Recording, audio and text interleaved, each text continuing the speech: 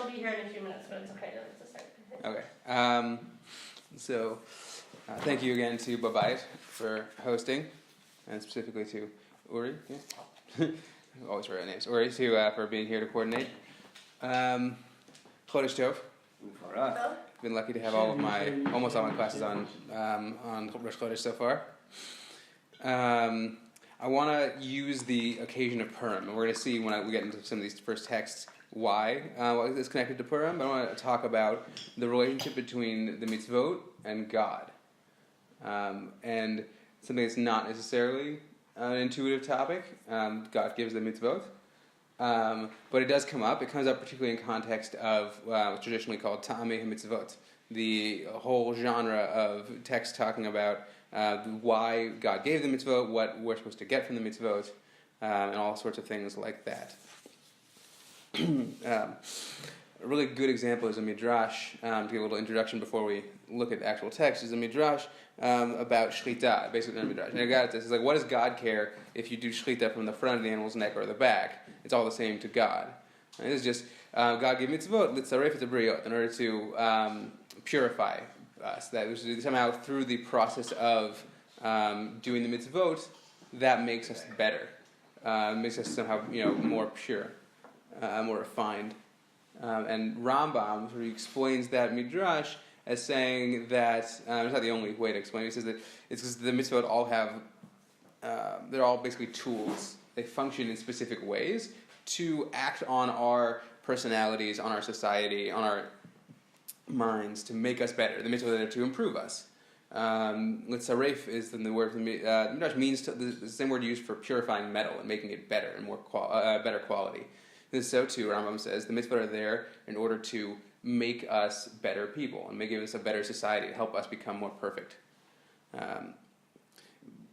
Contrast to that, there's the approach that's very popular in the Kabbalah, particularly after Rav Yitzhak Lurie, the Arizal, is that the mitzvot each have a specific function that they do on the Olamot HaYonim, on the sort of upper worlds of Kabbalah, on the Sfirot.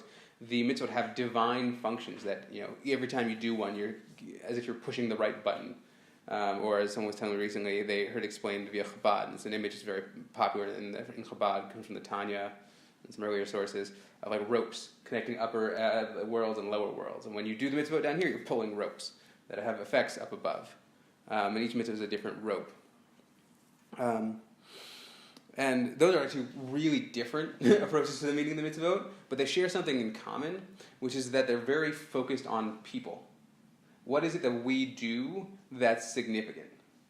And how is it significant? And for the Rambam, it's really focused on people, because what we do is we do the mitzvot, which affect us, and there's come back to working on ourselves through the mitzvot. For the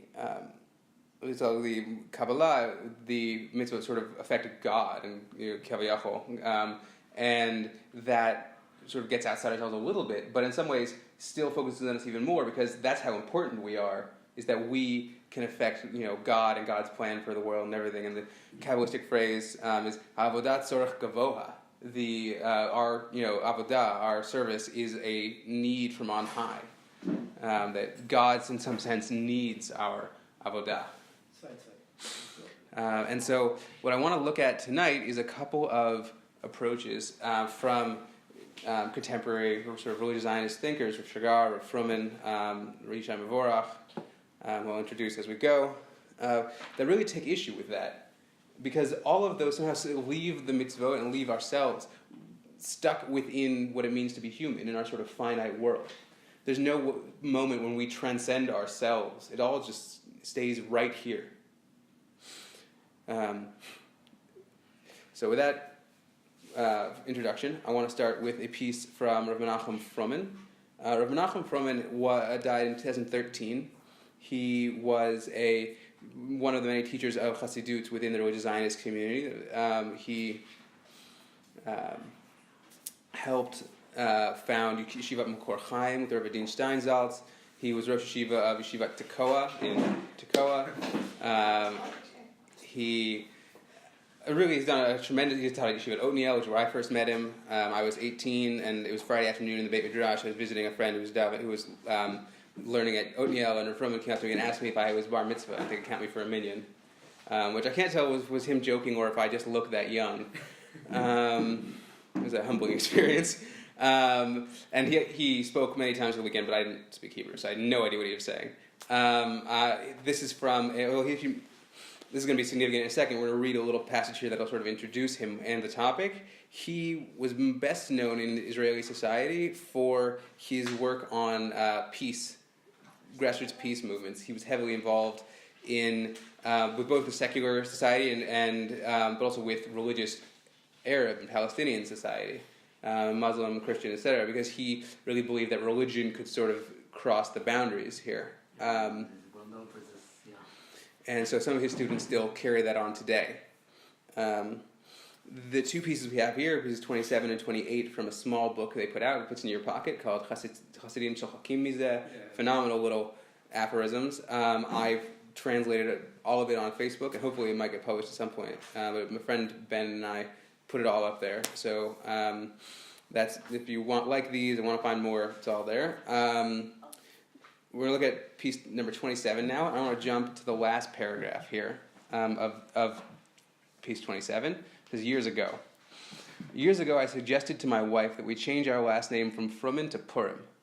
Instead of saying, Rabbi Fruman will meet today with Arafat, representatives of Hamas, etc., they'd say it was Rabbi Purim. It would sound completely different, and no one would take what I do too seriously. So you can get a sense there of his, hilarity. This book, the Hasidim Shochakim Mizeh, roughly translated as they make Hasidim laugh. He's very aware of the things that are just funny and ridiculous about himself, about what he's doing, about the small Hasidim Shochakim Mizeh starts and ends with little comments about how you shouldn't take it too seriously. Not his son put it together, but it's full of comments about not taking himself too seriously. No one should take themselves too seriously. But at the same time, he's involved in the most serious thing he could basically be doing in this part of the world. And he's trying to make peace between people who do not like each other. And that's one thing he was not shy about. He didn't think, you're going to make peace with friends, per se. You don't have to make peace with friends. You have to make peace with enemies. So he's simultaneously involved in something that's of intensity and great seriousness, but also saying we should do it with a smile and a wink, a laugh.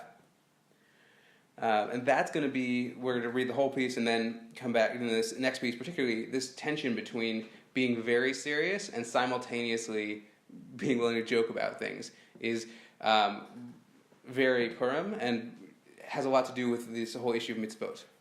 So I'm going to return to the start of the piece. Take life lightly. Clap your hands. Run. Dance. Stop being a Jew like me, who recites the Shema and takes the Mishnah Berurah and Shulchan Aruch so seriously. Because, truth be told, it's also written that the Shema has to be recited with an intentional heart. And then what exactly is an intentional heart? What does it mean to have kavanah halev? It's lightness. When your heart carries you through your Shema. Let's stop being like those who bear the cross of Torah with such gravity. Let's stop being like those who can't take the Torah lightly. That's what leads to heresy. That's what leads the majority of the Jewish people. We're on page 1, the top. Piece number 1, the second paragraph. Let's stop being like those who bear the cross of the Torah with such gravity. Let's stop being like those who can't take the Torah lightly. That's what leads to heresy. That's why the majority of the Jewish people no longer keep the Torah. What do I need? I need to dance the Torah, to jump the Torah. What's missing is Purim. That's just holding back my service of God. Some of the phrasing there in English is a little weird. To dance the Torah, to jump the Torah.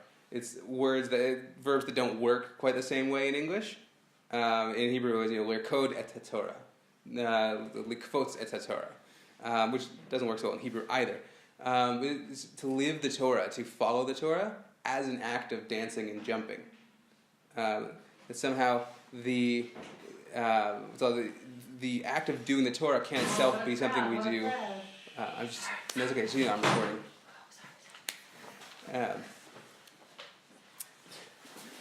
Grab a seat. Make sure you get both pages. So what Rafroman is suggesting here is that there's some way in which keeping the Torah, following the Mishnah Berurah and the Shulchan Aruch, should be done with a lightheartedly. that in fact the best way to keep the Torah is lightheartedly. Notably, he's not saying don't do them. He was very strict about halacha. Seems to have been much more machmir than most of us would be in many cases. He wants us to combine strict adherence to the Torah and following halacha to the letter, but also not taking it so seriously. When you're doing it, you laugh, you jump, you have a good time. I like this line here about say Shema, but don't worry so much about saying Shema. Shema is one of those things that when you worry a lot about Zmanim and stuff, it's very intense. So I have to say Shema with the right intent because it's probably potentially the most important part of davening. It's the Mitsvot d'oraita that everyone agrees is d'oraita there, and I have to say it before the right time. And all of these rules about how to say it, and having the right kavanah, and if I don't say it with the right kavanah, I have to go back. And you tend to get focused on all of the rules about how you do it, and not saying it. And that how you're saying it, as opposed to being in the moment when you say it, and then letting your heart carry you through it. That the act of saying it should be something that's like an energetic sort of expression, like jumping or dancing, something you're enjoying. It's like if you're thinking about saying the Shema too much while you're saying the Shema, you'll forget that you're actually saying the Shema. Right. Moreover, you've made it about your saying the Shema and how important it is that you say the Shema, as opposed to God, which is what the Shema is about, right? It's funny to focus so much on the act of accepting God as our God, which is what we're doing, that you aren't thinking as much about God.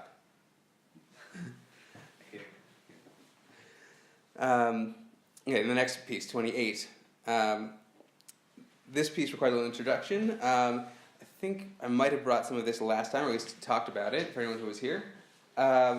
He's commenting on a piece from Rabbi Nachman, L'Kutei Moharan, where Rabbi Nachman talks about the relationship between Pesach and Purim. And in the calendar year, Pesach comes at the beginning of the year, and Purim comes at the end, and we go from one to the other. And Rabbi Nachman uses some linguistic connections and some of the parshiot and a couple of other things to set it up that Purim actually comes before Pesach, which is how it works, experientially. We tend to experience Purim as coming first, because it comes right beforehand. But we actually go from Purim to Pesach. And then he says that once upon a time, all of the beginnings started from Pesach, and now he's saying that they all start from Purim now. He says that the Mitsvot used to be Zecher L'Tziat Mitzrayim, so everything started from Mitzrayim. And what commentators on Rabbi Nachman expand what he's saying, but it's the natural implication is that nowadays we're starting from Purim in some sense that Mitzvot are Zecher LePurim. That the Mitzvot, all of the Mitzvot we do commemorate Purim. So he's going to explore a little bit what that means here. But I think it's worth sort of keeping in mind when we're reading this, what happens in the Purim story. The Purim story is really in contrast to the Pesach story. Pesach is the founding of the nation. It's God taking the Jewish people dramatically out of Egypt. Like Tanakh describes repeatedly how crazy it is what's happening in Egypt. The Zohar says, has anyone ever seen anything like this? That God is taking one nation out of another nation.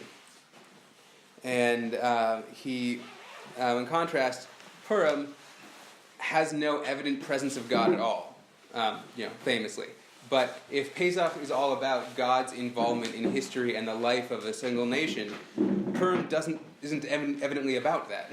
You compare, Sefer Shemot and Megillat Esther, it would not be surprising to come away feeling like God was not as concerned with what was happening in the human sphere at all.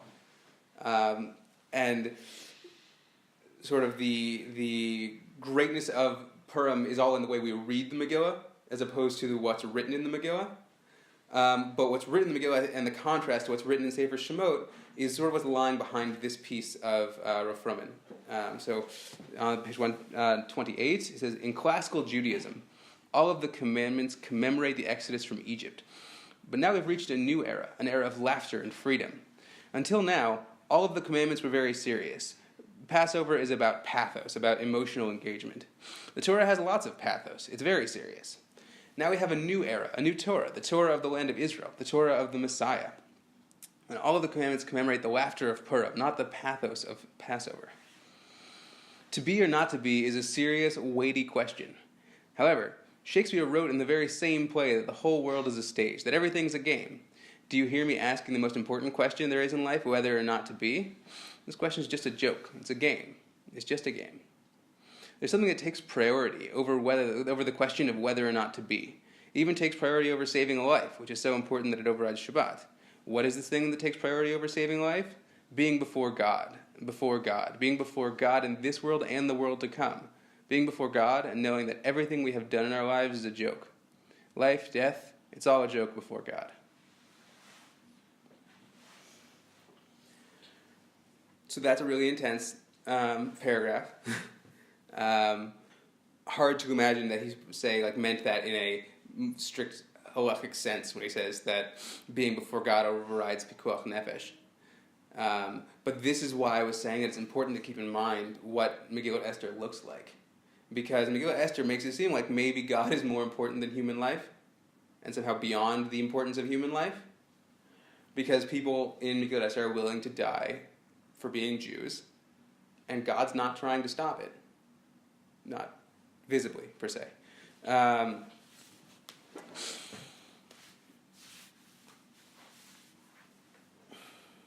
So I think this does raise the question a little bit of where's the humor here? He says, life, death, it's all a joke before God.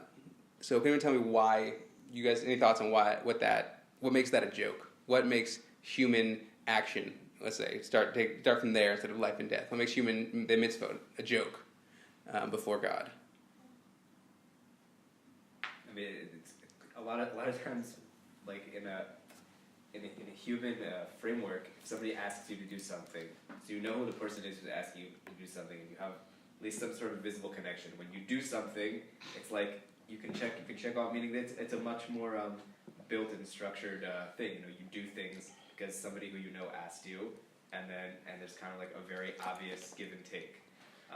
The mitzvah as like a commandment is something that was asked for you. So you're doing it.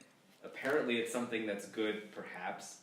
Not really sure what it's doing exactly, and it's kind of this irony, you're running around putting black boxes on your head and all stuff like that, and somebody's watching from the side and just be like, what in the world? And it's not immediately apparent why you're doing any of these things, meaning you're doing it apparently because God told you.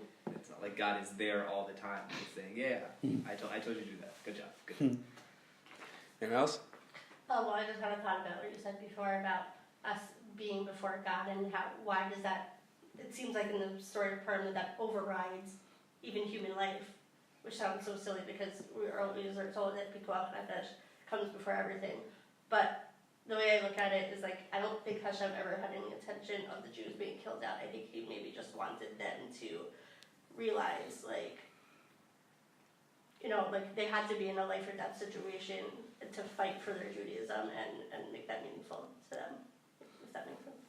That's interesting. I have to think about that, because that also gets into the question once again of how we read the Megillah versus what's written in the Megillah. Right. I mean, I could be wrong. That's just my No, it's very interesting. I like your point about tefillin, because I think it's up there on the list of very obscure things we do. I think the best example I've heard is someone, it's Hoshana Rabbah. Hoshana Rabbah is the weirdest day of the weirdest holiday. And if you brought someone who had no idea anything about Judaism at all, and this was their first experience, they would think we were mad people. It's the weirdest day on the weirdest holiday. We spent 7 days shaking, grow green plants around, and then we decided to start smacking some of them on the floor.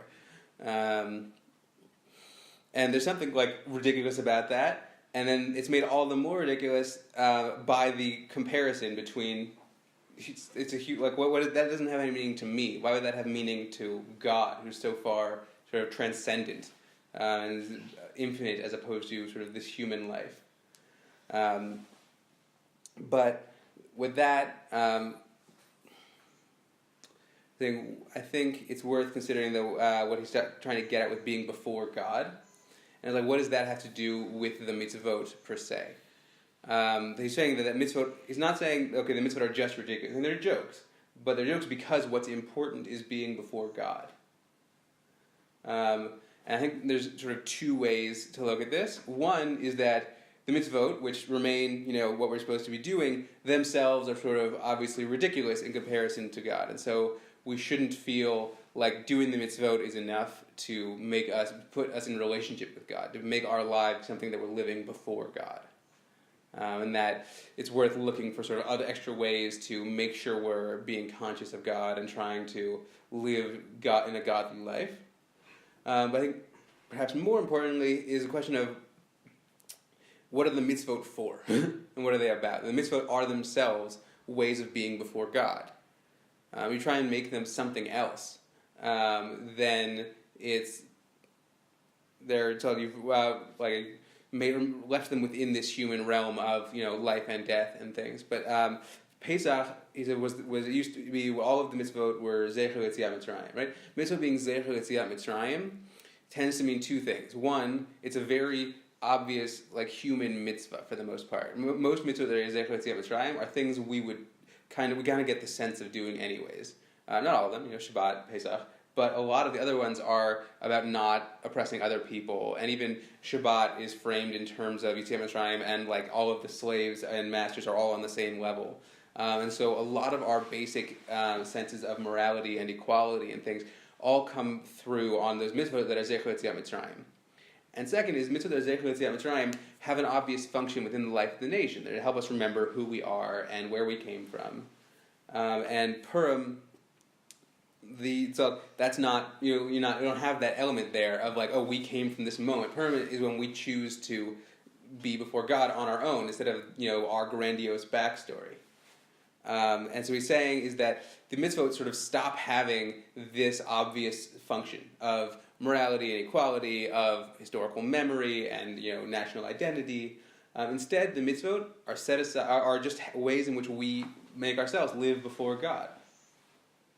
That the mitzvot are something I do that directly connects me to God instead of having some sort of other function. Like we're talking about the various reasons Rambam gives to help us perfect ourselves, or the Kabbalistic effects and functions of the mitzvot. Nope, the mitzvot are how I put myself into a relationship with God, how I make my life something that happens in light of God. Questions? Okay. The next part of the shiur is from the writings of Rav Shiur. I've spoken out here a couple times. He was Datzim Rabbi, died in 2007. And like Rav Fruman, was actually very close to Rav Fruman. Rav Fruman references Rav Shiur throughout a lot of his writings. And has a similar sort of interest in Chassidut and Rabbi Nachman, and but also in secular philosophy. So we're going to see both Rabbi Nachman and secular philosophy throughout sort of these few pieces. The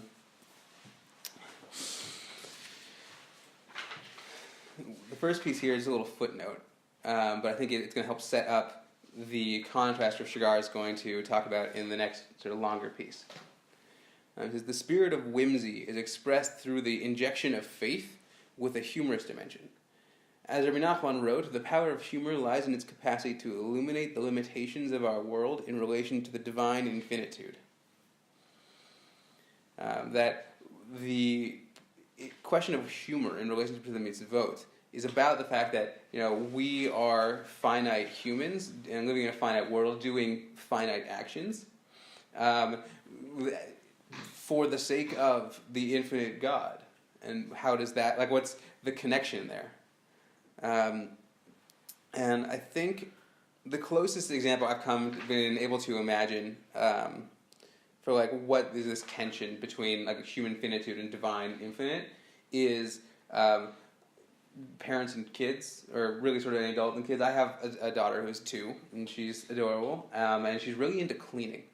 We recently gave her a play broom and mop and stuff, and most of what she does when she does that is just making more of a mess. If there was a mess before, there is when she's done with it. But she likes doing that, and she finds it significant and meaningful. But the idea that it's accomplishing something is a little ridiculous. and seeing her really determinedly pushing a broom, particularly before we got her like a toy broom, when she was working with this broom that's 4 times her height and is not able to move it. She's knocking stuff over with the back of it. There's something sort of ridiculous to that in contrast to like the actual adult world of, oh, things need to get cleaned and I have to keep her from breaking vases full of flowers off the table, and that distance of like what our actual, as adults, our needs and concerns are versus one, what kids think our needs and concerns are, and 2, kids' attempts to take care of those needs and concerns, I think sort of mimics on a very small scale this question of what's the relationship between the mitzvot and God. So I want to read a piece from Rav Shiur. I'm going to read, and it's a little bit long, but bear with me. I'll sort of explain a little bit as I go, but by way of introduction, he's commenting on a piece from Likutei Moharan, Rabbi Nachman, the 6th piece, where Rabbi Nachman talks about the importance of doing tshuva, of repenting, but more importantly, because you have to do tshuva on your tshuva. That there's something sort of flawed about your tshuva, and Rabbi Nachman says, therefore you have to do tshuva. And this is something that goes back throughout Chassidut, but even to Rav Sajagon, who should always be doing tshuva. And Rav Shiur is going to explain that via the Danish philosopher Kierkegaard and his idea of irony, which, as we're going to see, means the ability to keep these 2 ideas in tension at one time. So here we go. Rabbi Nachman claims that the very concepts in which we live, concepts of sin and reward and punishment, in a certain sense, corporealize God. They make God more like physical almost. They lack spirituality in comparison to the infinite, necessitating an olam haba, a world to come, tshuva, to make up for the lower earthly tshuva. Rabbi Nachman essentially demands that we do tshuva for the forms of religiosity in which we perform the commandment of tshuva, which he claims is plagued by the corporealization of God. A person must act, but he must not turn this action into an ideology, a something, an object. He knows that his tshuva necessarily fails, and this recognition elevates his repentance, his tshuva. Rabbi Nachman's dealing with the fact that we, are motivated to do tshuva by certain ways we understand God and certain ways that we think about Torah and mitzvot. And this is particularly true in context of like his Hasidim, who were uneducated Jews living in Poland and Eastern Europe. At some point, there's a great story where he is, near the end of his life, he moves to Uman, known as Rabbi Nachman of Uman, but he was really only there at the end of his life. And while he's there, he spends a significant amount of time with the Maskilim, the heretics, living in, like the Jewish Enlighteners, living in Uman. He lives in one of their houses for a while. And there was a story, his Chassidim were like, what are you doing? Why do you spend so much time hanging out with them? He says, look. The 1800s? I believe so. Oh, he was alive then? Yeah. I think it's early 1800s, because he's a few generations after the Baal Shem Tov, who dies in the 1760s.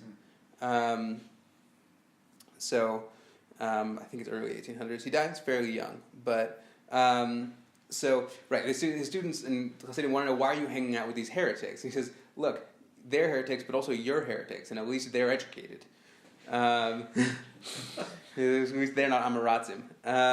That there's some sense of like, it doesn't matter if you think God has a body or you don't believe in God exists at all. You're making a mistake in faith either way.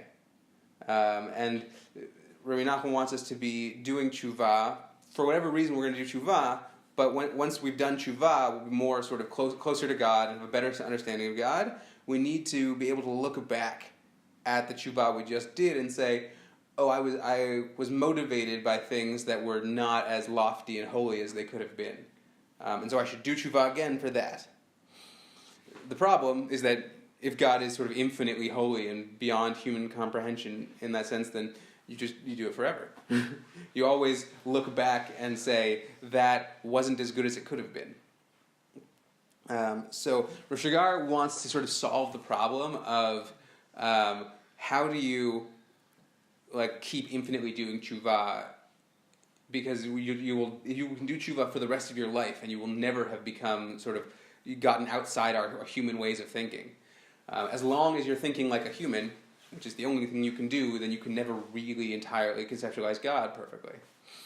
So what Rashgar is saying here at the end is that you have to act, but not turn this action into an ideology. Don't think, oh, this is the perfect action. I've figured out what the right thing to do is, and that's good. Do what you need to do. Do tshuva, but have in mind that it's not perfect.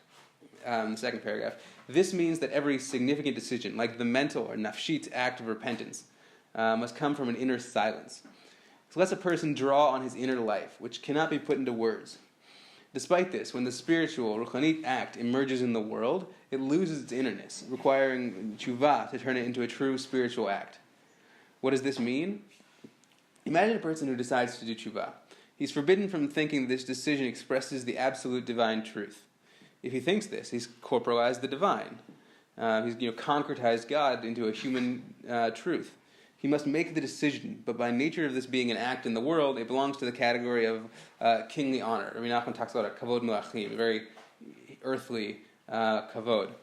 It is by definition corporeal, so he must simultaneously do tshuva for his tshuva. He thus elevates and spiritualizes the tshuva, returning it to its lofty source. Tshuva that is that Rav Shira is trying to get at here is tshuva that's simultaneously tshuva for itself. It's not you do tshuva and then you look back at it and do tshuva again. That while you're doing it, you say, this is mistaken. Instead of doing tshuva, saying it's mistaken, doing tshuva again. In the process of doing tshuva, everything, in a sense, every action we do in relationship to God should come with the mindset, this isn't perfect. I haven't figured out the magic way to take care of God and do what God needs and sort of you make everything perfect, accomplish divine ends in the world. Because if God is beyond human actions, then human actions can never really be sufficient. And I'm sure I'm going to expand here based on Soren Kierkegaard, sort of what this looks like. Rabbi Nachman's approach recalls how Soren Kierkegaard described the concept of irony. The spiritual character is different, but there's a degree of similarity between the idea of repenting for your repentance and Kierkegaard's image of the ironic individual, who speaks seriously but with a wink. This wink doesn't mean that he's lying, but expresses a dual perspective on reality. He sees with both his eyes at once. One perspective recognizes the seriousness of holiness, while the second, aware of the seriousness of holiness, feels uncomfortable with the inflexibility hidden in this seriousness. Spirituality is not a thing; it's free and light by definition. This second perspective, the gaze, frees a person from his perspective on holiness, thereby initiating it anew. The role of irony is to spiritualize human comprehensions of reality. The ironic individual wants to maintain his world while nullifying it. He's the believer who takes his life seriously, but understands that sometimes you need a sideways wink in order to look at life seriously. I want to quickly note the reference at the end here. The role of irony is to spiritualize human comprehensions of reality. The ironic individual wants to maintain his world while nullifying it. The Gemara talking about Moshe breaking the luchot says God says to Moshe, good job that you broke them, because sometimes Q mo who be too low. Sometimes in order to break the Torah or to keep the Torah and maintain it, preserve it, you have to break it. Another example is Eliyahu Navi at Har Carmel, where he said, let's bring sacrifices outside the temple. You're not really allowed to do that. So the Gemara considers that to be an act that's sort of breaking the Torah in order to preserve it. You were better than Steve, and you wrote the instruction the whole thing. Yeah. Right. There's a whole literature on Jews writing books and starting with an apology of why they have to write it down, and it's a bad thing they're writing it down, but don't worry, this will be okay. The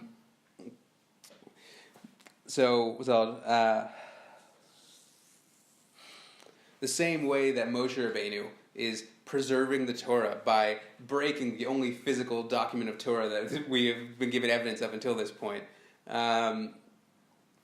This just the same way that there's by breaking your act of tshuva, your mitzvot, by saying this is not really that serious a thing, because my ideas of holiness and mitzvah just disappear in contrast to God. It's almost like you're idolizing. You're making Torah into an idol, or mitzvot into an idol. Right. So I think It's absolutely true. It was a thinker, Professor Yeshayahu Leibovich, Israeli thinker, who said exactly that. If you take mitzvot too seriously in some sort of human sense, give them any sort of reason other than God said to do it, then you've made them an idol. Which is why I've always thought how it's interesting. I remember thinking this a long time ago when I was in Israel and how the Dome of the Rock is covering the Even Shtia, and thinking actually that's a good thing for us Jews, because had it not, and had we had access to it, we would have created an idol out of this rock. Yeah. Which is you understand what I'm saying? It's like no, absolutely. So in a sense, it's good that we don't have access. We're almost idolizing this piece of wall. Fortunately, it's just a wall, which is kind of a ridiculous thing to idolize. But I'm trying to remember where I heard it, but I heard essentially the same thing about Moshe Rabbeinu's tomb. Moshe in the text basically disappears. Right. There's a machlok in the Gemara if God buries him or he buries himself, which is a different question how that would work. But if we had Moshe Rabbeinu's kever, we would be making an idol out of it, and that would probably be true even if people didn't already go to graves to daven. Moshe Rabbeinu's kever would be something people go to. But yeah, that's in order to keep us from making an idol out of the mitzvot, we have to, while performing the mitzvot with absolute seriousness, say, okay, but this is just a human act, and by definition cannot sort of be what's the most important thing. That God remains more important than these mitzvot and transcends these mitzvot. Any question? It's just kind of sometimes if if a parent wants to tell their kid, you're not going to get anywhere in life, you don't take anything seriously. You know what I mean? So it's like if you're saying, well, you have to look at things too. On the one hand, take it seriously, but on the other hand, don't take it too seriously. It's part of I know one approach to mitzvot is the whole one of the values of mitzvot is its demand of commitment, meaning you're committed to this, and it's something that's a machayev, and so obviously the point of it's a machayev, but still doing this in comparison to what God is, it's funny, but on the other, it's this interesting dichotomy that I feel some people would argue can't go together. You can't take something seriously and on the other hand not take it seriously at the same time. I understand the dichotomy, but I feel a lot of people would be you're missing the whole point of Ol Malchus Shamayim. Right. So I think it's definitely true. One, I think that's Rav Shigar and Kierkegaard, they definitely agree with you that there's a contradiction. You can't hold them together at the same time, which is why when you do it, it's something special is happening. Kierkegaard's arguing for irony or whatever.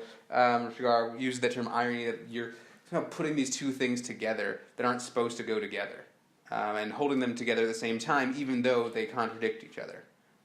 They're agreeing with that and saying you should do it anyways.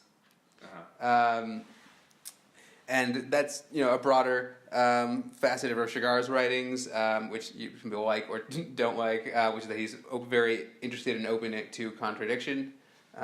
Same with Fruman. But in context of the mitzvot, I think it solves the sort of problem we've been talking about making the mitzvot what's important to God is these mitzvot, or limiting God to the mitzvot. Saying the mitzvot somehow are necessary for God. But it also, I think, can help with sort of human problems that come along the way. Something I think about a lot is the inevitability of sin. I use that phrase because I openly declared at one point many years ago I cannot believe in the inevitability of sin. That some people are going to make mistakes and you're gonna mess up. I don't believe it. We can always, God gave us His vote, we can do it. And I've grown up. There is a long philosophical literature going back to the beginning of philosophy about why people don't live up to the things they want to do.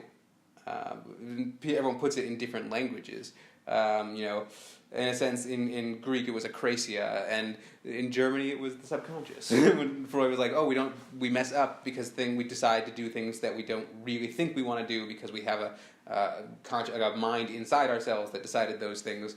Like, they're all different answers to the same question of why do we make mistakes and don't live up to the things not just things we should do, things we want to do. I think I want to do this, and I fail.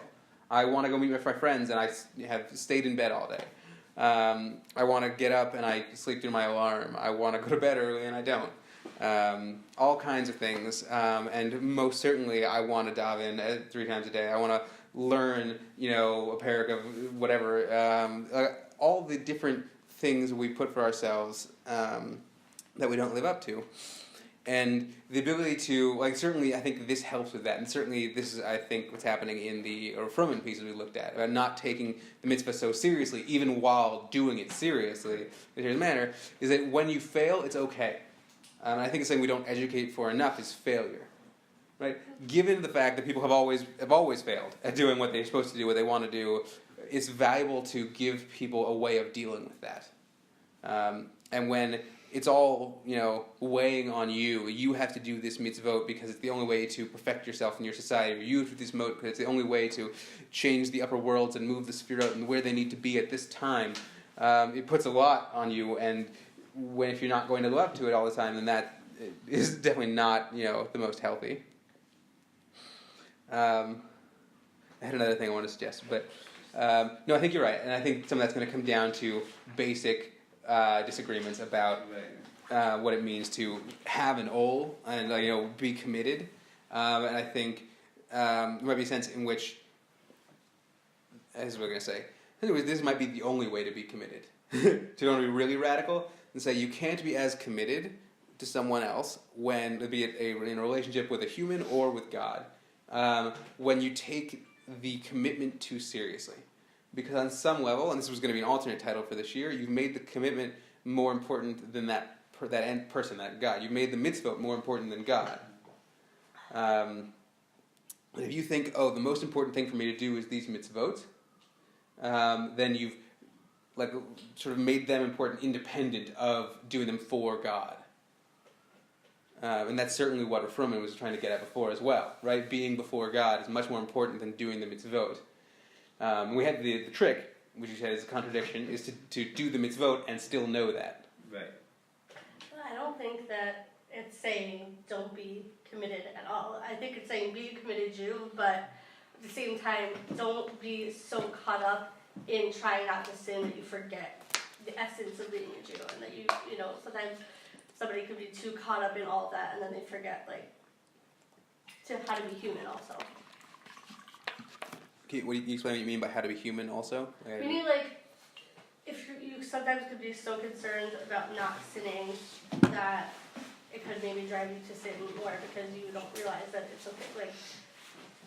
Failure is a part of life, or making mistakes is a part of life, and you learn from them. But right, no, there's a recognition of our sort of human life separate from God's command that enables us to remain committed to God's command. Because if what matters is the mitzvot, and independent of us being human and prone to failure, then once you've broken the mitzvot, you've failed at the mitzvot, why would you go back to that? But if failure is built in because we're people, then we can keep returning to the mitzvot even after we've failed in them. But it's also that it doesn't have to be all or nothing. You have to find the middle ground. Yeah. How to be committed Jew, but also to be able to enjoy life and feel like I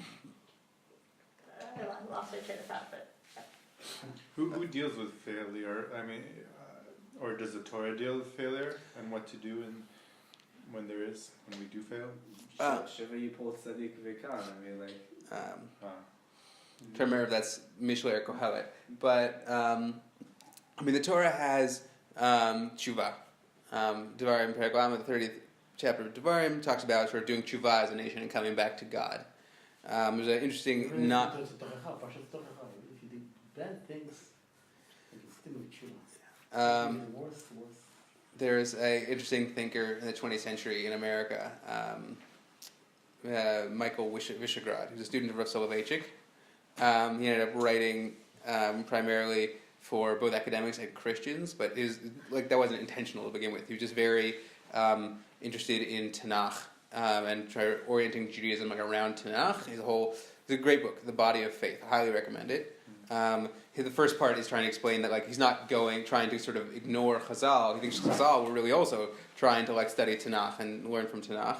But he makes a good argument because he's deeply in dialogue with Christianity. Because Christianity doesn't really believe in failure. Because Christianity says if you fail, then it's over. So we have to have some way of getting rid of the requirements, and belief in Jesus as the Messiah and the Son of God gets rid of the requirements. You don't have anything to have to do anything anymore, and therefore you can't ever fail. And because the Jews did fail, the Jewish story is over. God isn't interested because the Jews failed. Judaism believes in tshuva. Failure is not the end of the story. Failure is a moment in the story, and then you do tshuva and you get back into the swing of things. And so lots of Jews from the Torah onward talking about tshuva is dealing with that question of failure. They deal with it in different ways. Perhaps the most famous person in the last 200 years to deal with tshuva is Rabbi Nachman and failure of Rabbi Nachman. Rabbi Nachman is very deeply concerned with failure. He has a very sort of pessimistic outlook on people, pessimistic outlook on himself. A lot of his teachings and stories seem to revolve around the fact that he doesn't think he's really capable of being a leader, a religious leader. And then, the next day he's going to talk about how he is the only person who can sort of be the leader in the generation. He moved back and forth all the time, but he's very concerned with human failure. The Musar movement deals in its own ways. Lots of Chassidut deals with it. I don't know, all kinds of people.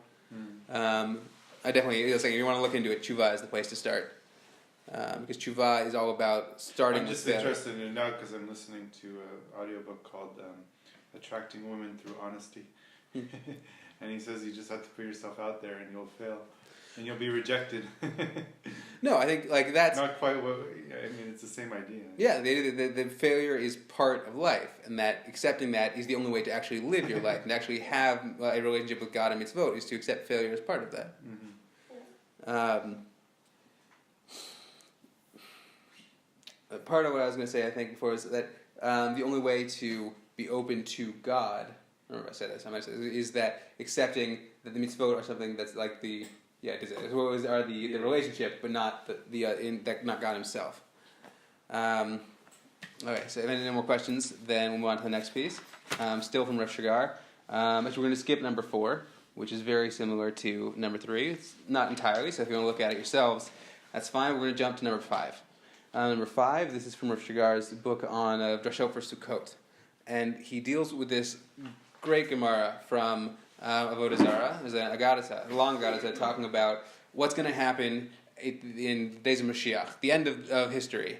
And God, Mashiach comes, God appears to everyone and says, I'm going to give the Jews a reward for all of the mitzvot they kept. And the nations of the world show up and say, that's not fair, you didn't give us mitzvos. How we should get reward, it was not fair that Bnei Israel get reward, that you gave them the mitzvah, you didn't give them to us. And Chazal saying that the Kadosh Baruch Hu went to every nation, Lo tirtzah, I can't do that, Lo tirtzah, I can't do that. Right, so that is one way of dealing with this. Chazal also, in our Gemara, Chazal deal with a different way, which is that they say that God will say to them, okay, let's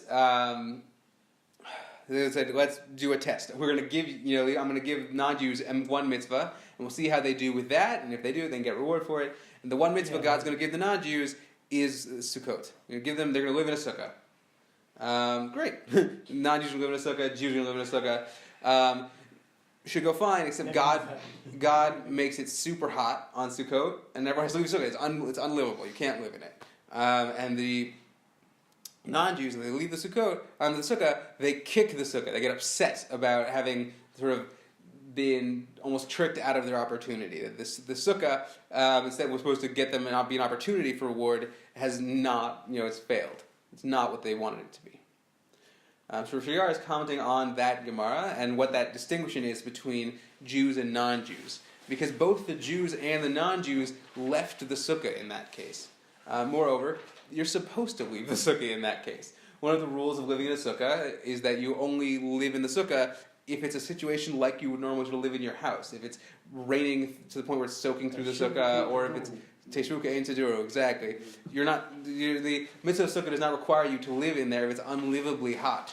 And when I'm from Los Angeles, people put fans and air conditioners in their sukkot because that happens sometimes, that it gets unlivably hot. When I was young, we had plastic trellis walls on a sukkah, and some particularly bad years, plastic would expand and the walls would bend in the heat because of how hot it was. Yeah, it's bad. Canada, it's just really cold. Right, I've heard my But parents in are. Texas, Florida, we'll see. Really cold. Yeah. Not to mention Africa. So Rav Shigar is gonna America. working off this Gemara. He says the test of religiosity is not keeping the mitzvot, or even suspending the mitzvot or not keeping them, but it's how you relate to their suspension. How do you react when you're not supposed to keep the mitzvot? A person can trust in the mitzvot and cast his lot with them, but his lot upon them. But he must ask himself, what happens when God rejects his performance of the mitzvot? Is the mitzvah itself the goal? What about when it doesn't receive its light from the will of God? God's laughter reveals the unusual combination of the person who trusts and the God who knocks his trust out from under him.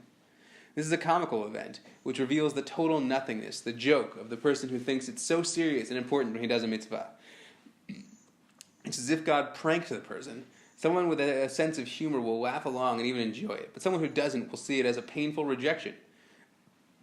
This necessary humor comes from recognizing the precariousness of human existence, the nothingness of humanity in contrast with the divine infinitude. Performing the act as a mitzvah is what makes it divine and absolute, for the mitzvah is what reveals God speaking to a person. Doing them any other way, no matter how lofty and important the motivations, remains within the human confines of a reasoned decision, something I've thought out and decided to do, without connecting to the divine. The Jewish person celebrates doing mitzvot because that is where he finds God addressing him. So this is sort of building on themes we've been talking about. That it's all doing a mitzvah requires making the mitzvah about God, not about the mitzvah. You think the mitzvah is something you do because that's how you get schar, then you haven't really connected to God. It remains about you. The point here at the end, I think, is very well taken about a reasoned decision, right?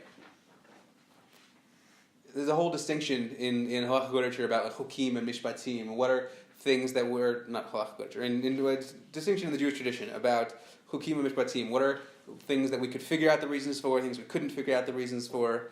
But it's less known that Rambam, when he talks about the distinction of chukim and mishpatim, says it's stuff that we know the answer for and stuff we don't know the reason for, but all of them have reasons.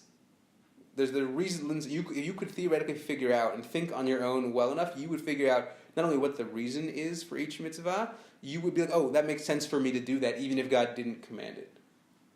And on the far end of the spectrum is the Netziv, Naftali Tzvi Yehuda Berlin. He was Rosh Yeshiva of the Yeshiva at Volozhin from the end of the 1800s until it closed in 1902. He was Rav Kook's teacher at Volozhin, and he very interesting thinker and rabbi in a lot of ways. He wrote a phenomenal commentary on the Torah. I highly recommend it. The Ha'emek Davar, and he talks a lot about the question of mitzvot and the reason for them. And so for him, the distinction between chukim and mishpatim is, right, we know the reasons for mishpatim, we don't know the reasons for chukim.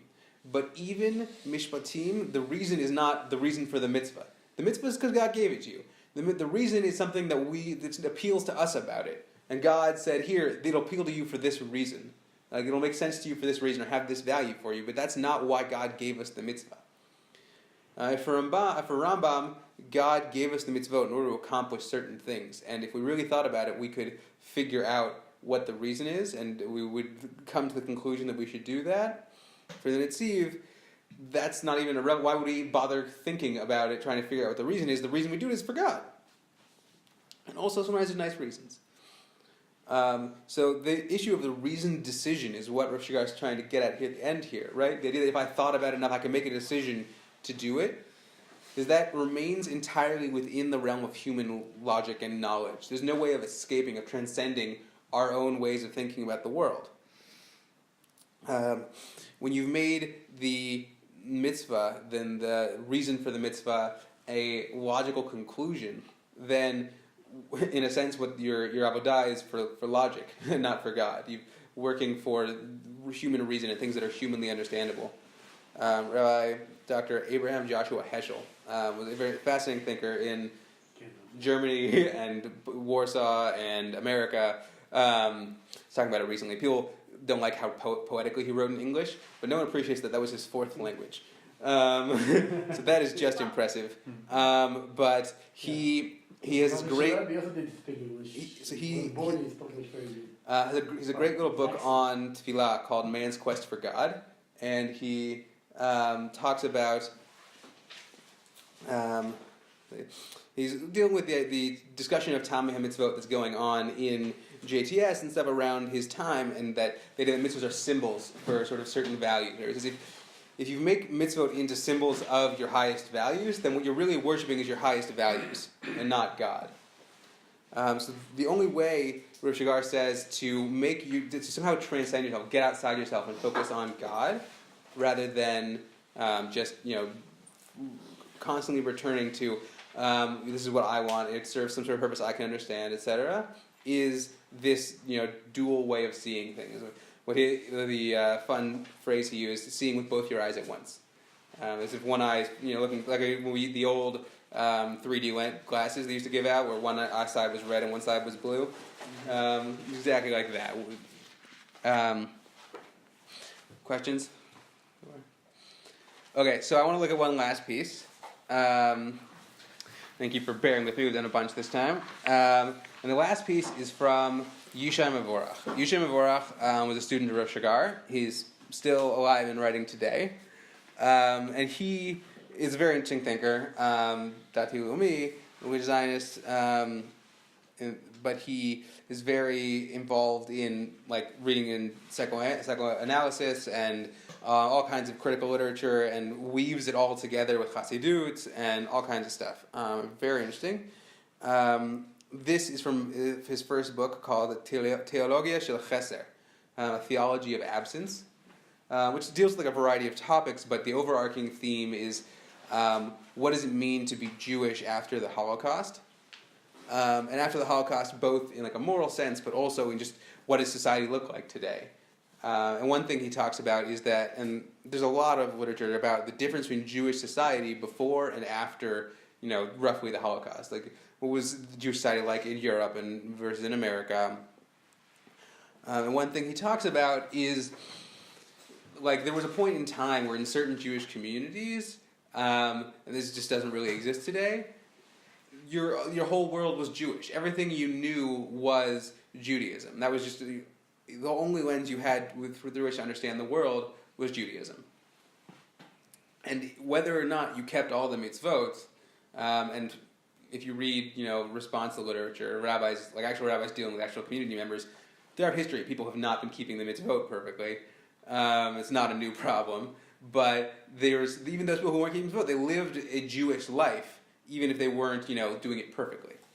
But suddenly, in the modern era, comes secular society, and suddenly we live secular lives, even those of us who keep the mitzvot. There's a point in time in which that's not our only lens for understanding the world. And by the end of the 20th century, all the more so, when we live in lives that are deeply interwoven with the people who live around us who aren't always religious, who aren't always Jewish, who aren't, could be from 100 different cultures. We are so mixed together with other ways of seeing the world that Judaism just isn't our only lens anymore. So Yishai wants to talk about what do mitzvot mean in that kind of world. We actually find something very valuable here. That this sort of secular life and the fact that mitzvot are not the only way we have understanding the world, or in this case, understanding God, is actually, it has a valuable side to it.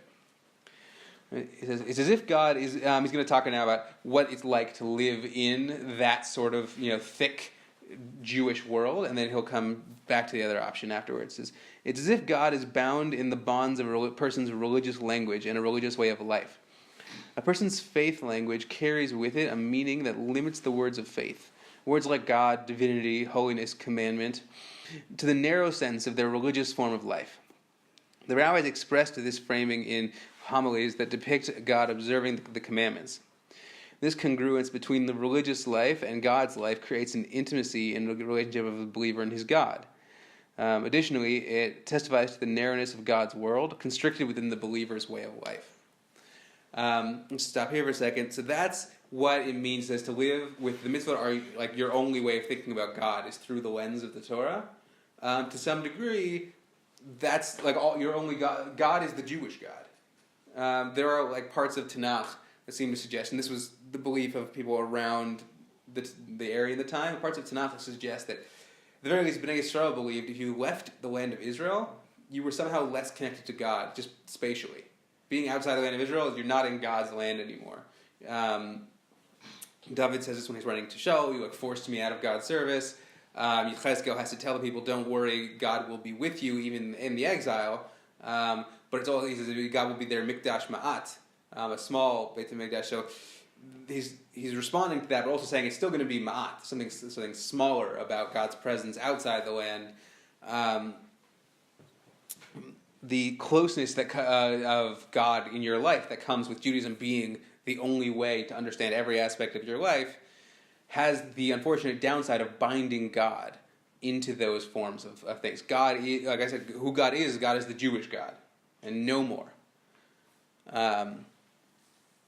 And he refers to midrashim about God keeping the commandments, and he in the book cites this midrash here in footnote 1 from the Talmud in Gemara in Brachot.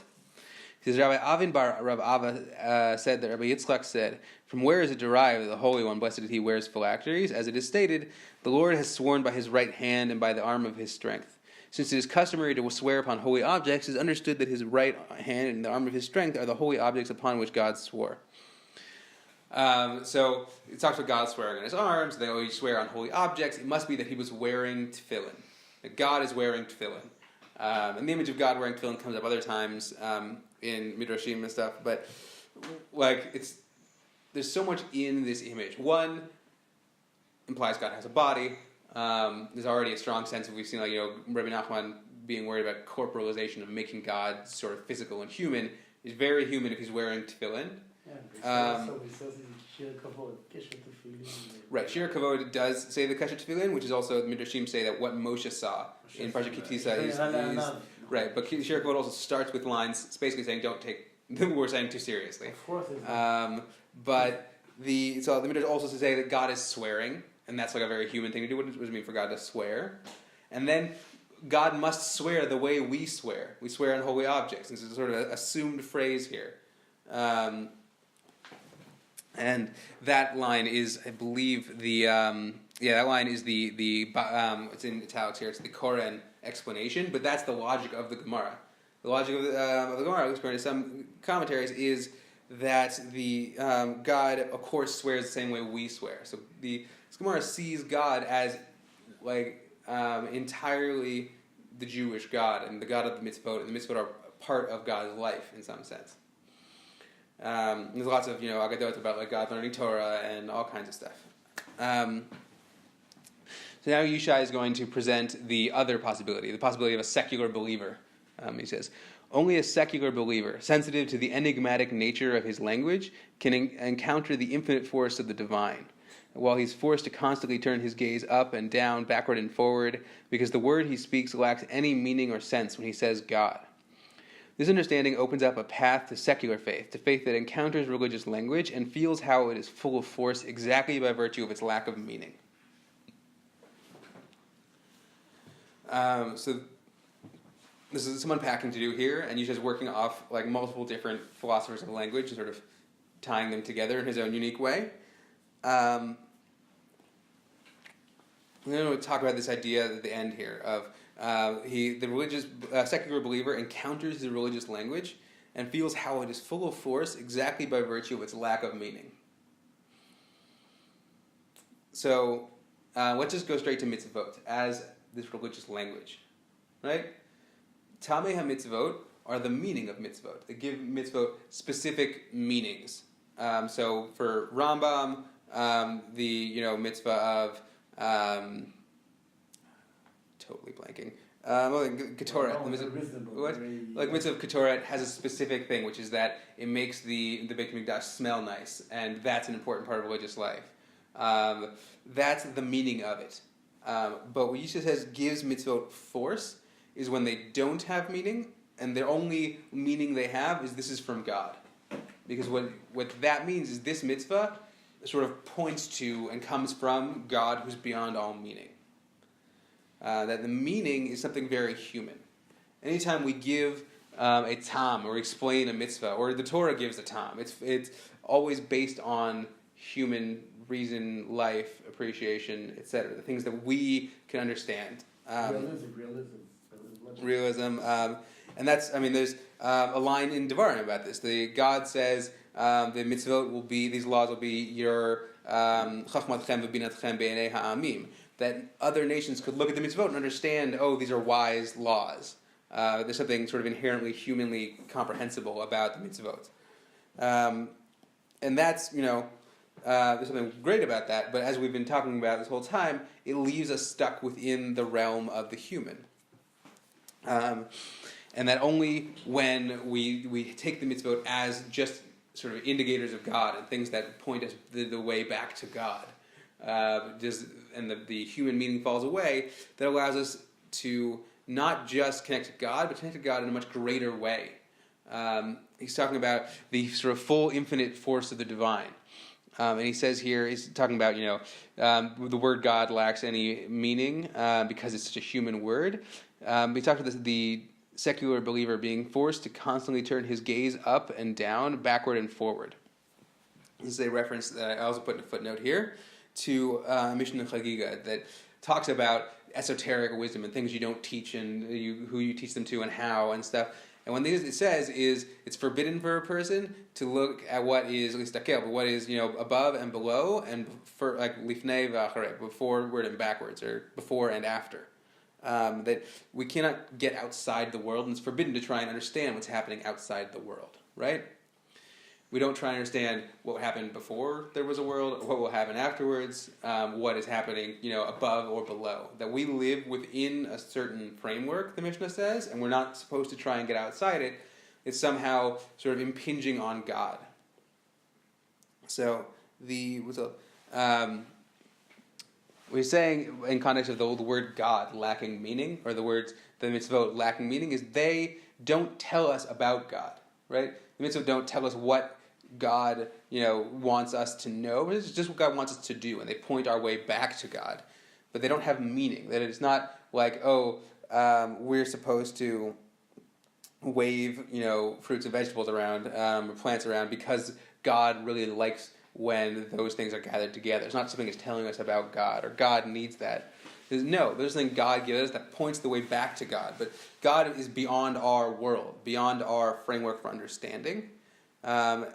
And so, if you were to say that they tell us something about God, you've sort of bound God within the mitzvot. And the wonderful thing he's saying, or the fact that we have a little distance from the mitzvot, we live a life that gives us, we experience the world and God as more than just the Jewish God, is that it really lets God be infinite and transcendent, and means God is not bound within the mitzvot. So even if we are fully committed to them, we can simultaneously understand that God is somehow beyond them. Any questions of this specific piece? Gotta digest it. Yeah, so that one's a lot. And a lot of that is Yishai. He writes very sort of densely and somewhat obscurely.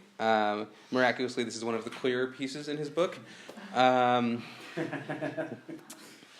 But I think I want to go back over. We've seen these three different models, roughly. One is Rav Fruman, who says, don't be so serious. Have a good time. Be relaxed.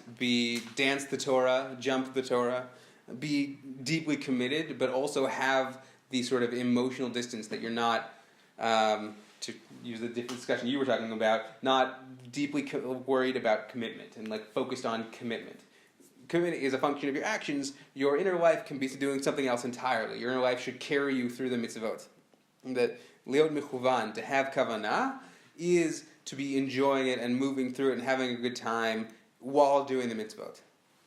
Rav Shagar is focused more on the sort of intellectual aspect, not the emotional aspect. Because in order to do mitzvot properly and do this with the best sense, you have to simultaneously be aware of their flaws. That by virtue of being human, they're imperfect, they're flawed, they're not going to be sort of satisfying a divine need, as it were. So they're human actions. And in order to not make an idol out of them, you have to do them with that awareness, the awareness of their flaws. And that sort of emotional posture and intellectual understanding is how we keep the mitzvah being about God instead of being about human. And how we sort of transcend ourselves toward God and to actually sort of put ourselves into a relationship with God, being before God. And the final example is Yishai, the final text. Yishai Mavorach wants us to recognize that this allows an appreciation of God as infinite, that the other ones really don't. And that this is one of the things, we've gained in living in a world that's much more complex and where Judaism is not so self-evident to us at every turn, is that we actually have the possibility to understand God much more broadly. Notably, Yishai doesn't have the same sense the other ones have, and this is kind of funny. For other people, like Rav Fruman makes it explicit, this should be something that lets us laugh at ourselves for being so deeply committed to something that also has no evident meaning.